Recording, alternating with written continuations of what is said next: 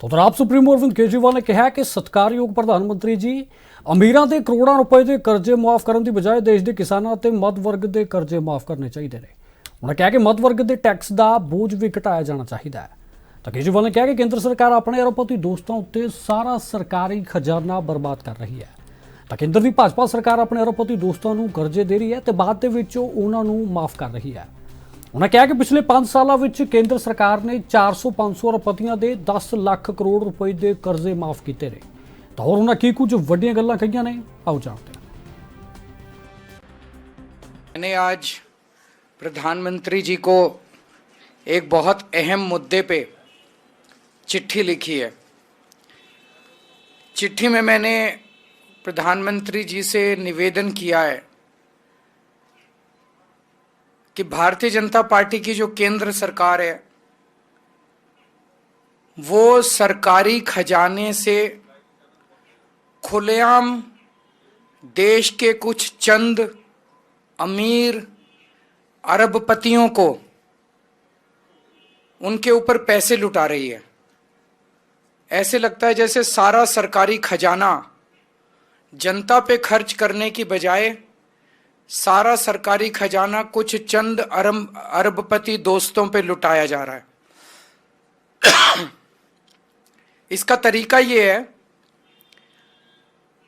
कि जिस भी अरबपति दोस्त पे मेहरबान होना होता है पहले उसको सरकार से कर्जा दे देते हैं और 3-4 साल के बाद उस कर्जे को माफ कर देते हैं। तो एक तरह से सरकारी खजाने का सारा पैसा उस अमीर अरबपति के खजाने में चला जाता है, उसके अकाउंट में चला जाता है। पिछले 5 साल में केंद्र सरकार ने 400 से 500 ऐसे अरबपतियों को उनके 10 लाख करोड़ रुपए, 10 लाख करोड़ रुपए बहुत होते हैं, 400 से 500 अरबपति दोस्तों के 10 लाख करोड़ रुपए के कर्जे माफ कर दिए।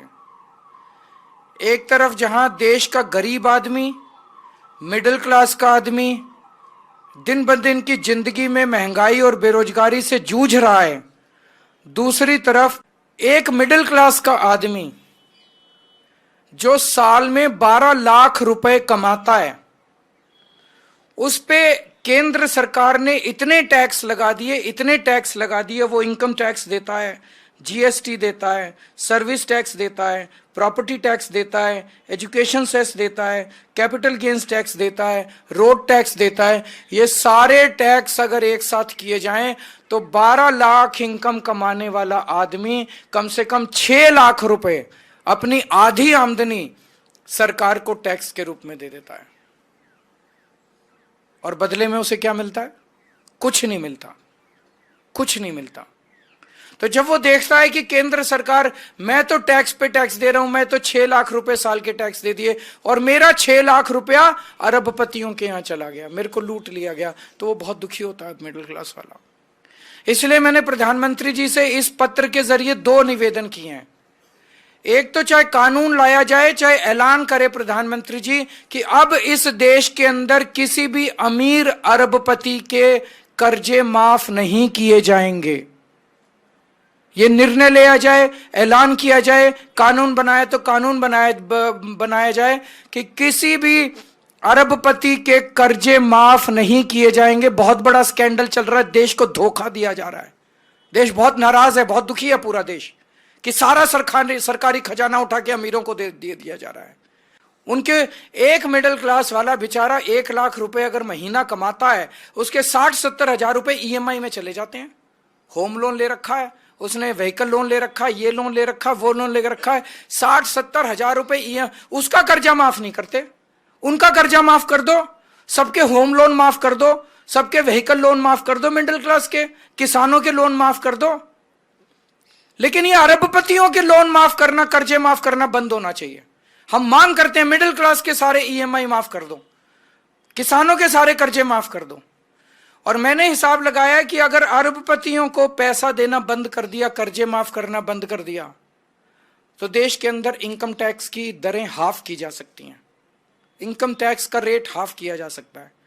इनकम टैक्स की जो टैक्सेबल लिमिट है इनकम टैक्स की, ये डबल की जा सकती है। जीएसटी, सारी चीजों के ऊपर जीएसटी आधा किया जा सकता है। जितने खाने पीने की चीजें एसेंशियल कमोडिटीज हैं उनके ऊपर जीएसटी माफ किया जा सकता है।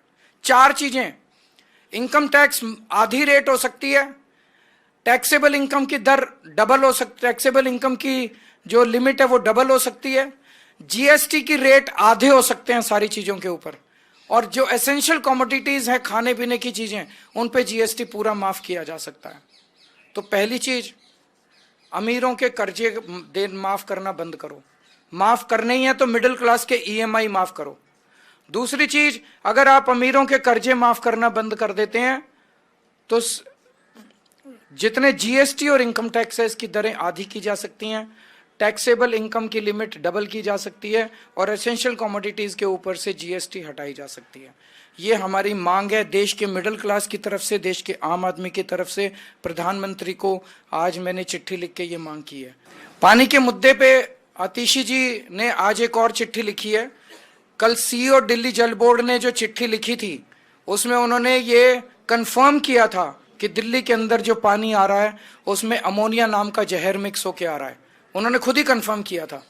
तो आज 4 बजे भगवंत मान जी को और आतिशी जी को चुनाव आयोग ने मिलने का टाइम दिया है, वो दोनों मिलने के लिए इस मुद्दे पे जाएंगे।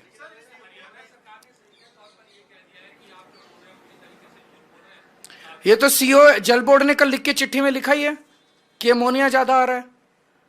सैनी साहब, वो राजनीति ना करें, पानी के ऊपर राजनीति मत करो, पाप चढ़ेगा तुमको, लोगों की बद्दुआएं लगेंगी। गंदा पानी, जहर वाला पानी अगर जनता को पिलाओगे, मेरे को डरा रहे हैं केस कर देंगे, कर दो केस।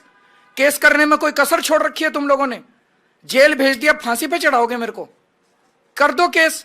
तुम जनता को मारोगे क्या? दिल्ली की जनता को तुम जहर का पानी मिलाओगे और केजरीवाल आवाज उठाएगा तो डराओगे कि केस कर देंगे? कर दो केस, लेकिन दिल्ली की जनता को मरने नहीं दूंगा मैं। जहर का पानी नहीं पीने पिलाऊंगा मैं दिल्ली की जनता को। ये भारतीय जनता पार्टी अपनी गंदी राजनीति से बाज आए। हमें केस से डराने की कोशिश मत करो सैनी साहब। अपनी पार्टी को समझाओ कि ये गंदी, साफ पानी छोड़ो, पानी पिलाने का पुण्य होता है।